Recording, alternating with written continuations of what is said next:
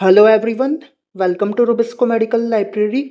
और आज के लेक्चर में जो टॉपिक अपन पढ़ने वाले हैं वो है मॉलिक्यूलर बेसिस ऑफ कैंसर। देखिए, नियोप्लेजिया के चैप्टर का सबसे इम्पॉर्टेंट टॉपिक है ये, और इसके ऊपर टोटल 4 लेक्चर अपलोड किए जाएंगे। आज के लेक्चर में अपन सबसे पहले तो बात करेंगे थ्योरीज ऑफ कार्सिनोजेनेसिस की, उसके बाद अपन बात करेंगे मॉलिक्यूलर हॉलमार्क्स की। अपन सिर्फ ये देखेंगे कि कौन कौन से मॉलिक्यूलर हॉलमार्क्स होते हैं, फिर आने वाले 3 लेक्चर्स में अपन इन्हीं मॉलिक्यूलर हॉलमार्क्स को डिटेल में स्टडी करेंगे। ठीक है, चलिए अब अपन स्टार्ट करते हैं। सबसे पहले अपन बात करने वाले हैं थ्योरीज ऑफ कार्सिनोजेनेसिस की। देखिए, अपने को पता है कार्सिनोजेनेसिस का मतलब क्या है कि जो कैंसर होगा उस प्रोसेस को अपन कार्सिनोजेनेसिस कहेंगे, और इससे रिलेटेड कि भाई कैंसर कैसे होता है उसको लेके कुछ थ्योरीज दी गई है। और ये एग्जाम पॉइंट ऑफ व्यू से एज सच इंपॉर्टेंट नहीं है, इसके ऊपर कोई क्वेश्चन नहीं आते हैं, बट फिर भी एक आइडिया आपको होना चाहिए। देखिए, इसमें अपन देखें तो टोटल 6 थ्योरीज की अपन बात करेंगे। सबसे पहले अपन बात करेंगे मोनोक्लोनल थ्योरी की, फिर अपन बात करेंगे टिश्यू ऑर्गेनाइजेशन फील्ड थ्योरी की, फिर अपन बात करेंगे सोमेटिक म्यूटेशन थ्योरी की, फिर अपन बात करेंगे multi step theory of cancer phenotype and progression और एपिजेनेटिक थ्योरी, और फिर इन सब थ्योरी का कॉम्बिनेशन से जो सबसे मॉडर्न थ्योरी है जो कि है मॉलिक्यूलर कार्सिनोजेनेसिस की, उसकी बात करेंगे। और सबसे इंपॉर्टेंट अपने लिए ये मॉलिक्यूलर कार्सिनोजेनेसिस ही होगा। बट यहाँ तक अपन पहुंचे कैसे, उसके लिए जो थ्योरीज है उनकी बात करते हैं। सबसे पहले अपन बात करते हैं मोनोक्लोनल थ्योरी की। देखिए, अपन ऑलरेडी ये बात कर चुके हैं इन्वेजन मेटास्टेसिस कैस्केड में। अपन ने कहा था कि ट्यूमर सेल्स जब डिवाइड करती है तो उसमें एक क्लोन ऐसा होगा ट्यूमर सेल्स का जिसके अंदर म्यूटेशन हो जाएगा, और म्यूटेशन होने के बाद में ये वाला जो क्लोन होगा, ये जो क्लोनल सेल्स होगी, वो बहुत ही अग्रेसिव प्रोलिफरेशन करने लगेगी। बस मोनोक्लोनल थ्योरी भी यही कह रही है कि ज्यादातर कैंसर जो होते हैं वो सिंगल क्लोन ऑफ सेल्स के अंदर म्यूटेशन या फिर जेनेटिक ट्रांसफॉर्मेशन की वजह से होते हैं। ठीक है, सेकंड अपन अब बात करेंगे टिश्यू ऑर्गेनाइजेशन फील्ड थ्योरी की। ये क्या कह रहा है कि जो कार्सिनोजन एजेंट्स होते हैं, कार्सिनोजन का मतलब क्या होता है, जो कैंसर कॉजिंग एजेंट्स होते हैं उन्हें अपन क्या कहेंगे, कार्सिनोजेंस कहेंगे। तो ये जो कैंसर कॉजिंग एजेंट होते हैं वो टिश्यू का डिसऑर्गेनाइजेशन कर देते हैं। ठीक है, अगर डिसऑर्गेनाइजेशन करेंगे तो उसकी वजह से म्यूटेशंस या ऑल्टरेशंस होंगे और उनकी वजह से कैंसर होगा। यानी कि कार्सिनोजन ने टिश्यू का डिसऑर्गेनाइजेशन करा जिसकी वजह से कैंसर हुआ। थर्ड अपन अब बात कर रहे हैं सोमेटिक म्यूटेशन थ्योरी की। अब देखिए, जो अपन ने बात करी मोनोक्लोनल थ्योरी की और सोमेटिक म्यूटेशन थ्योरी की, इसमें थोड़ा सा डिफरेंस है। इसमें क्या होगा कि सोमेटिक सेल्स का एक क्लोन ऐसा होगा जिसके अंदर मल्टीपल म्यूटेशन होंगे, एक के बाद एक के बाद एक के बाद बहुत सारे म्यूटेशन होंगे सोमेटिक सेल्स के सिंगल क्लोन के अंदर, जिसकी वजह से कैंसर होगा। तो वहीं जो अपन ने मोनोक्लोनल थ्योरी देखी उसमें ट्यूमर सेल्स का ही एक क्लोन था जिसमें म्यूटेशन हुआ। यहाँ पे सोमेटिक सेल्स के एक क्लोन के अंदर मल्टीपल म्यूटेशन होंगे जिसकी वजह से कैंसर होगा। नेक्स्ट अपन बात कर रहे हैं multi step theory of cancer phenotype and progression.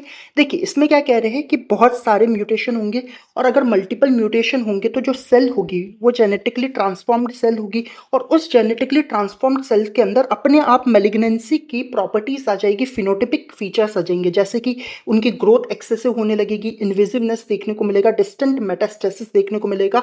और अगर है ना मेलिग्नेंट ट्यूमर होगा तो उसमें एनाप्लीजिया, इन्वेजिवनेस और मेटास्टेसिस जो कि कार्डिनल प्रॉपर्टीज होती है वो अपने को देखने को मिलेगी। तो बहुत सारे म्यूटेशन होंगे, एक ही सेल के अंदर म्यूटेशन हुए जा रहे और यही सेल जो है वो ट्रांसफॉर्म हो जाएगी कैंसर सेल के अंदर। ये चीज अपन देखें तो ये थ्योरी बताती है। नेक्स्ट अपन अब बात करेंगे एपिजेनेटिक थ्योरी की। अब देखिए, एपिजेनेटिक थ्योरी से रिलेटेड कुछ पॉइंट्स आपको याद रखने हैं। इसमें क्या कह रहे हैं कि अगर डीएनए सीक्वेंस नॉर्मल भी है, क्योंकि इससे पहले वाली जो 4 थ्योरी कही उन सबके अंदर क्या हो रहे थे, म्यूटेशन हो रहे थे।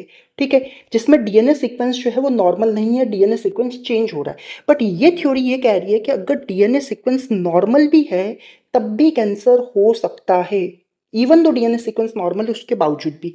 ऐसा क्यों होगा? ऐसा होगा क्योंकि जो नॉर्मल रेगुलेटरी जीन्स होते हैं उनके अंदर साइलेंसिंग या फिर एबनॉर्मल एक्टिवेशन हो सकता है। इसका मतलब क्या है? इसका मतलब ये है कि जो जीन एक्सप्रेशन होता है ना, जीन एक्सप्रेशन जो होगा उसके अंदर हेरिटेबल चेंजेस देखने को मिल सकते हैं। अब जीन एक्सप्रेशन क्या होता है कि भाई अपने को पता है कि भाई डीएनए से ट्रांसक्रिप्शन होगा डीएनए में, तो उससे आरएनए बनता है। फिर अपने को पता है कि ट्रांसलेशन होता है तो उसकी वजह से प्रोटीन बनते हैं। तो जो प्रोटीन बनते हैं उसी की वजह से इंडिविजुअल की कैरेक्टरिस्टिक्स अपने को देखने को मिलती है। तो जो जीन एक्सप्रेशन है उसमें अगर चेंजेस हो रहे हैं, ऑल्दो डीएनए सीक्वेंस नॉर्मल है, उसके बावजूद भी कैंसर हो सकते। और दो इंपॉर्टेंट जो एपिजेनेटिक मैकेनिज्म्स देखने को मिलते हैं इसमें, एक तो डीएनए मिथाइलेशन आता है, एक हिस्टोन मॉडिफिकेशन आता है। अब देखो डीएनए मिथाइलेशन का मतलब क्या है, मिथाइल ग्रुप जो होता है उसको ऐड करना, और ये दो तरीके का हो सकता है, एक तो हाइपर मिथाइलेशन हो सकता है, एक हाइपोमिथाइलेशन हो सकता है। हाइपर मिथाइलेशन जो होता है वो जीन साइलेंसिंग करता है, यानी कि जीन को साइलेंस कर देगा। कौन? Hyper methylation. तो वहीं जो हाइपोमिथाइलेशन होता है वो जीन एक्टिवेशन करता है। क्या करेगा ये जीन एक्टिवेशन करेगा, ये आपको याद रखना है।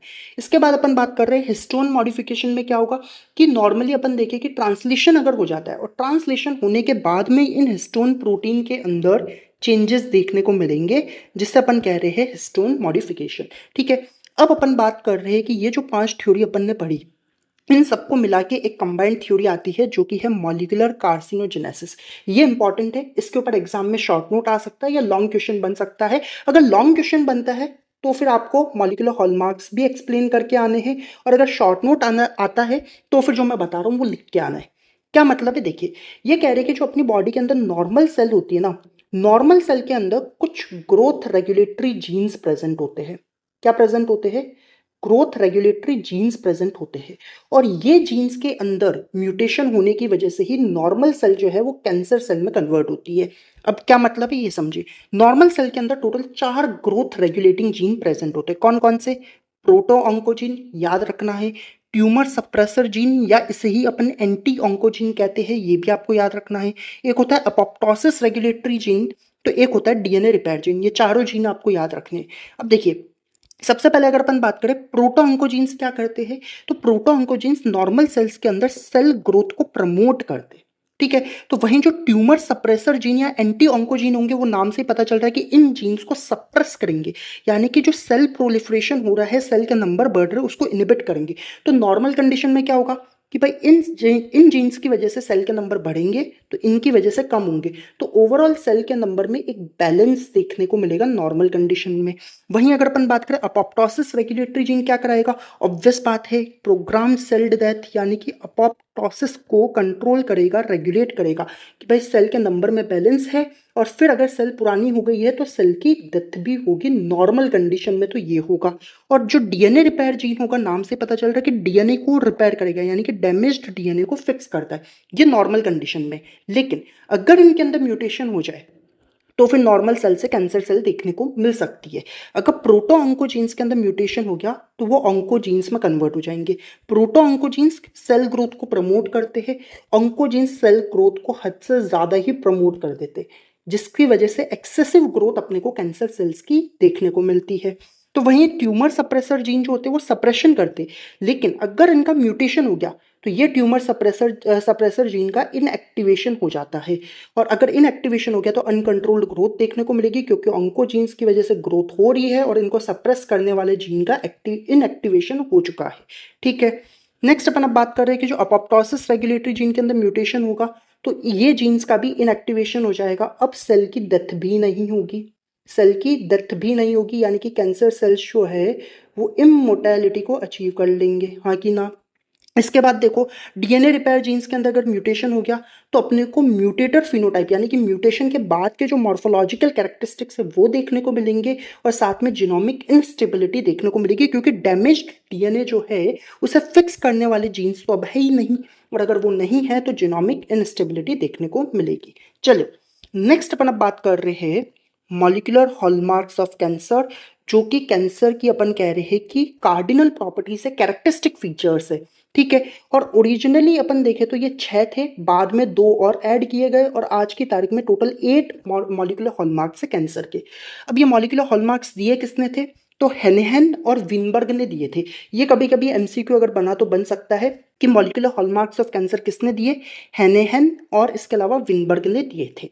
ठीक है, अब देखो ये कह क्या रहे हैं, ये कह रहे हैं कि मॉलिक्यूलर हॉलमार्क्स जो है वो नॉर्मल सेल्स की कुछ ऐसी एक्वायर्ड कैरेक्टरिस्टिक्स है, जो प्रॉपर्टीज वो एक्वायर कर रही है, जिसकी वजह से वो मैलिग्नेंट सेल्स में कन्वर्ट हो रही है।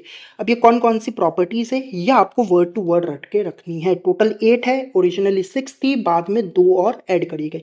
जो ओरिजिनल 6 थी उसमें देखो सबसे पहले है self sufficiency in growth signals, मतलब क्या है कि जो कैंसर सेल्स होती है वो एक्सटर्नल ग्रोथ फैक्टर्स के ऊपर डिपेंड नहीं करती है, वो अपने आप ही इनके अंदर ग्रोथ सिग्नल्स प्रेजेंट होते हैं और वो अपने आप ग्रो करते रहते हैं, इन्हें बाहर से किसी ग्रोथ फैक्टर की जरूरत नहीं होती है। इसका एग्जाम्पल क्या है, RAS एक्टिवेशन। नेक्स्ट लेक्चर में अपन इसी को पहले पढ़ेंगे, ठीक है। सेकंड नंबर पे आता है इनसेंसिटिविटी टू ग्रोथ इनहिबिशन, यानी कि जो ग्रोथ इनहिबिशन हो सकता था इसके टुवर्ड्स इनसेंसिटिव हो जाना, यानी कि इनहिबिशन तो होगा ही नहीं, सिर्फ ग्रोथ होती ही रहेगी। इसका एग्जाम्पल क्या होगा, RB म्यूटेशन और इसके अलावा TP53 के म्यूटेशन जो होते हैं वो, ये अपन नेक्स्ट टू नेक्स्ट लेक्चर के अंदर देखेंगे, इसको अपन बहुत डिटेल में पढ़ेंगे और बहुत ज़्यादा इंपॉर्टेंट चीज़ है ये, ठीक है। नेक्स्ट फिर आता है अपने पास इवेजन ऑफ अपोप्टोसिस, यानी कि अपोप्टोसिस को इवेड कर देना, यानी कि उससे बच जाना, यानी कि सेल डेथ होगी ही नहीं, सेल्स रिफ्यूज टू डाई। इसके एग्जांपल में अपन देखें तो BCL2 ओवर एक्सप्रेशन आ सकता है, TP53 के म्यूटेशन वगैरह आ सकते हैं। फोर्थ हॉलमार्क आता है लिमिटलेस रेप्लिकेटिव पोटेंशियल, यानी कि बहुत ज़्यादा रेप्लिकेशन की एबिलिटी, यानी कि सेल लगातार डिवाइड करता रहेगा 1 से 2, 2 से 4, 4 से 8, ऐसे लगातार सेल डिवाइड करती रहेगी। और ऐसा क्यों होगा, टीलोमरेज के एक्टिवेशन की वजह से, और कैंसर सेल्स जो है वो इमोर्टैलिटी अचीव कर लेगी। इसके बाद आता है सस्टेन्ड एंजियोजेनेसिस। सस्टेन्ड एंजियोजेनेसिस का मतलब होता है न्यू ब्लड सप्लाई का फॉर्मेशन करना। तो ये जो कैंसर सेल्स होती है वो खुद की ब्लड सप्लाई ही बनाती है, यानी कि वो खुद की ही ब्लड सप्लाई बना लेगी, जिसकी वजह से उन्हें न्यूट्रिशन या जो ऑक्सीजन जो भी चीज़ की रिक्वायरमेंट है वो उन्हें मिल जाएगी। और इस एंजियोजेनेसिस के अंदर एक इंपॉर्टेंट रोल कौन प्ले करता है, VEGF जो होता है, वेस्कुलर एंडोथेलियल ग्रोथ फैक्टर जो होता है वो इंपॉर्टेंट रोल प्ले करता है। अपन एंजियोजेनेसिस के बारे में ऑलरेडी प्रीवियस लेक्चर्स में पढ़ चुके हैं। फिर आता है ability to invade and metastasis, ये भी अपन ऑलरेडी बात कर चुके हैं। इन्वेजन मेटास्टेसिस कैस्केड में जहाँ पे अपन कह रहे हैं कि जो एडेशन है उसका लॉस होगा, क्यों, क्योंकि ई कैथरीन कम हो जाता है, एक्स्ट्रा सेल्यूलर मैट्रिक्स का डिग्रेडेशन होता है और ट्यूमर का स्प्रेड होता है। ये सब अपन इन्वेजन मेटास्टेसिस कैस्केड के लेक्चर में बहुत डिटेल में पढ़ चुके हैं।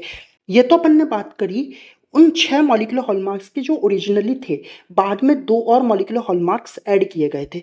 इसमें एक तो अपने पास आता है रीप्रोग्रामिंग ऑफ एनर्जी मेटाबॉलिज्म, और इस चीज़ को अपन कहते हैं वॉरबर्ग इफेक्ट, और इस वॉरबर्ग इफेक्ट के ऊपर शॉर्ट नोट आ सकता है, ये भी अपन डिटेल में पढ़ेंगे। इसका मतलब क्या है कि ऑक्सीजन के प्रेजेंस में भी ग्लाइकोलिसिस ही होगा। नॉर्मली ग्लाइकोलिसिस जो होता है उससे ऑक्सीजन की रिक्वायरमेंट नहीं होती है, लेकिन वॉरबर्ग इफेक्ट ये कह रहा है कि कैंसर सेल्स के अंदर अगर ऑक्सीजन होगी भी तब भी वो ग्लाइकोलिसिस ही करेंगे, ठीक है। नेक्स्ट फिर अपन बात कर रहे हैं इवेजन ऑफ इम्यून डिस्ट्रक्शन, यानी कि इम्यून सिस्टम जो है वो इनको डिस्ट्रॉय नहीं कर पाएगा, इम्यून सिस्टम से भी ट्यूमर सेल हाइड कर जाएगी। Tumour cell hides from immune system. इसका एग्जांपल है PDL1 एक्सप्रेशन। तो ये जो अपन ने प्रॉपर्टीज बोली नंबर 3 से लेकर नंबर 8 तक, वो अपन जो इस टॉपिक का लास्ट लेक्चर होगा उसमें अपन बात करेंगे, यानी कि 4th लेक्चर में बात करेंगे। नेक्स्ट लेक्चर में अपन बात करेंगे self sufficiency in growth signals, उसके नेक्स्ट लेक्चर में इनसेंसिटिविटी टू ग्रोथ सिग्नल्स, और उसके नेक्स्ट लेक्चर में फिर अपन बाकी की जो मॉलिक्यूलर हॉलमार्क्स हैं उनकी बात करेंगे। Okay guys, so that was all about today's lecture. If you found this lecture useful and helpful, then do like, share and subscribe the channel, and thank you for watching.